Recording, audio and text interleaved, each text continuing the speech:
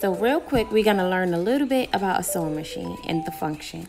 So right here in my hand, I have a bobbin. The bobbin is the bottom thread.